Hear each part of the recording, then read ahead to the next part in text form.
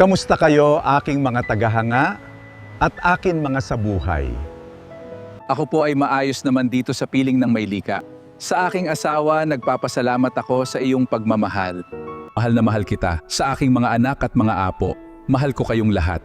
Paalam muna sa ngayon, mananatili kayo dito sa aking puso. Noong ika'y bata pa, hawak mo'y gitara. Mga pangarap mo'y dala ng tadhana. Kahit landas mo'y puno ng pagdurusa, tinugtog mo pa rin ang himig ng masa. Sa bawat kalsada at munting entablado, boses mong totoo'y tumimo sa tao. Hanggang ang awiting isinilang mo noon, naging tinig ng puso sa bawat panahon. Freddy, salamat sa iyong awitin. Pusong sugatan na iyong pinapakinggan. Anak mong kanta'y di malilimutan, habang may pusong Pilipino sa mundo kailanman. Ikaw ang tinig ng kahapon, pag-asa ng ngayon. Sa bawat himig mong iniwan, ikaw ay buhay magpakailanman. Maraming naligaw at muling nagbago dahil sa mensaheng galing sa puso mo.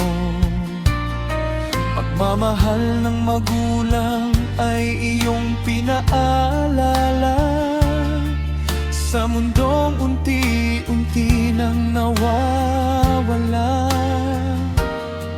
Mga luhat saya ay sabay na umaawit, tuwing gitara mo'y marahang sumasapit. At kahit ika'y na maalam na sa atin, mga awitin mo'y di kailanman kukupas din. At kung marinig man sa hangin ang gitara, parang ikaw pa rin ang kasama.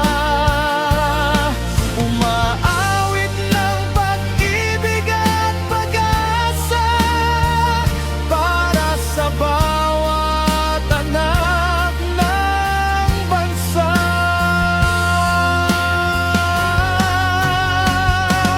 Freddy, salamat sa iyong buhay, sa musika mong naging ilaw ng bayan.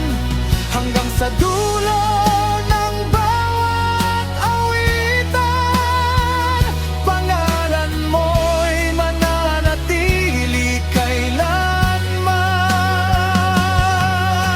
Anak ay mananatiling buhay sa puso ng sambayanan. Freddy Aguilar, aming kaibigan, hindi ka malilimutan. Ako po si Ate Jo Story PH. Maraming salamat po. Sana patuloy niyo akong suportahan.